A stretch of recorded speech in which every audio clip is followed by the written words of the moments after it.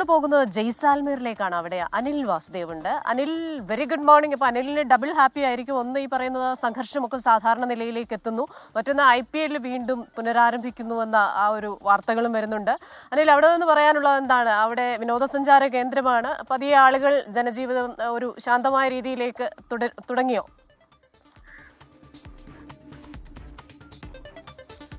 തീർച്ചയായും good morning Christina. എന്തായാലും ഈ ജനജീവിതം ഇന്നലെ തന്നെ ഏറെക്കുറെ സാധാരണ നിലയിലേക്ക് വന്നു തുടങ്ങിയിട്ടുണ്ട്. ആളുകളൊക്കെ തന്നെ നിരത്തിലിറങ്ങി. ഇന്നലെയൊക്കെ തന്നെ കടകളൊക്കെ തന്നെ ഏതാണ്ട് പൂർണ്ണമായി തന്നെ തുറന്ന ഒരവസ്ഥയാണ്. ഈ ജയ്സാൽമീറിലെ ടൂറിസ്റ്റ് സീസൺ അല്ല എന്നുള്ളതൊരു കാര്യമുണ്ട്. അതുകൊണ്ട് തന്നെ ഈ അതുമായി ബന്ധപ്പെട്ട കടകളുടെ എണ്ണത്തിൽ എങ്ങനെയാണോ കുറവ് അതുണ്ട് എന്നതിൽ മാത്രമേ ഉള്ളൂ. പക്ഷേ എന്നിരുന്നാൽ പോലും ഇവിടുത്തെ ഏറ്റവും സാധാരണക്കാരായ ഇവിടുത്തെ നേറ്റീവ്സിൻ്റെയൊക്കെ തന്നെ അവരവരുടെ ഒരു സാധാരണ ജീവിതത്തിലേക്ക് കടക്കുകയും ജോലിക്ക് പോയി തുടങ്ങുകയും കടകൾ തുറക്കുകയും അല്ലെങ്കിൽ പുറം ലോകത്തേക്ക് പോകേണ്ട ആളുകളൊക്കെ തന്നെ പോവുകയും ഒപ്പം തന്നെ ഈ സംഘർഷം തുടങ്ങിയ പശ്ചാത്തലത്തിൽ ധാരാളം ആളുകൾ ഇവിടെ നിന്ന് അവരുടെ ബന്ധുവീടുകളിലേക്കൊക്കെ തന്നെ പോയിരുന്നു. അവരൊക്കെ തന്നെ മടങ്ങിയെത്തുകയും ചെയ്തു. അങ്ങനെ ജയ്സാൽമീർ അതിൻ്റെ പതിവ് തിരക്കുകളിലേക്ക്, അതിൻ്റെ പതിവ് കാഴ്ചകളിലേക്ക് തന്നെ എത്തിത്തുടങ്ങി എന്നുള്ളതാണ്. ജയ്സാൽമീർ മാത്രമല്ല, ഈ രാജസ്ഥാൻ്റെ പാകിസ്ഥാനുമായി അതിർത്തി പങ്കിടുന്ന ബാർമീറും അടക്കമുള്ള ജോധ്പൂർ അടക്കമുള്ള പ്രദേശങ്ങളിലുമൊക്കെ തന്നെ ഇത് തന്നെയാണ് അവസ്ഥ. ബാർമീറിലൊക്കെ തന്നെ ഇന്നു മുതൽ വിദ്യാഭ്യാസ സ്ഥാപനങ്ങളൊക്കെ തന്നെ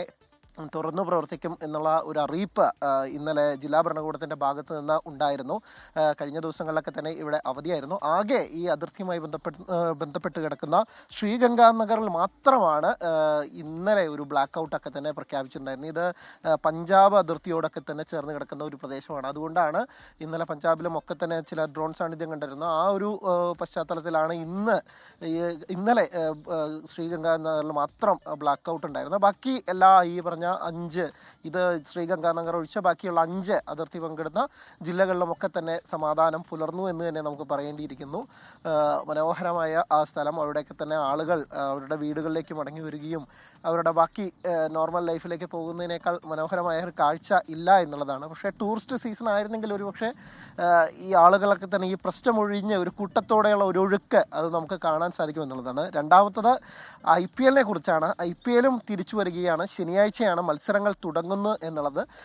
ശനിയാഴ്ച മുതൽ ശനിയാഴ്ച മുതൽ 2 ദിവസങ്ങളിൽ ഈ ഒരു ഇരട്ട മത്സരങ്ങളുണ്ട്. 3:30-ക്കും 7:30-ക്കും, ബാക്കി എല്ലാ ദിവസവുമായി. പക്ഷേ വേദികളുടെ എണ്ണത്തിൽ വെട്ടിച്ചുരുക്കിയിട്ടുണ്ട്. നേരത്തെ 13 വേദികളിലായിട്ടാണ് ഈ IPL തുടങ്ങിയത്. അത് 6 വേദികളിലേക്കൊക്കെ ആയിട്ട് ചുരുക്കിയിട്ടുണ്ട്. ചെന്നൈ അടക്കമുള്ള സ്ഥലങ്ങളിലെ മത്സരങ്ങളിൽ മാറ്റം വരുത്തി ജയ്പൂരിലേക്കും ഒക്കെ തന്നെ മാറ്റിയിട്ടുണ്ട്. മുംബൈയുടെയൊക്കെ തന്നെ മുംബൈ പഞ്ചാബ് മത്സരം നേരത്തെ നടക്കേണ്ടിയിരുന്നത് ധരംശാലയിലായിരുന്നു. അത് മാറ്റി ജയ്പൂരിലേക്ക് ആക്കിയിട്ടുണ്ട്. അങ്ങനെ ചില ക്രമീകരണങ്ങൾ നടത്തിയിട്ടുണ്ട്.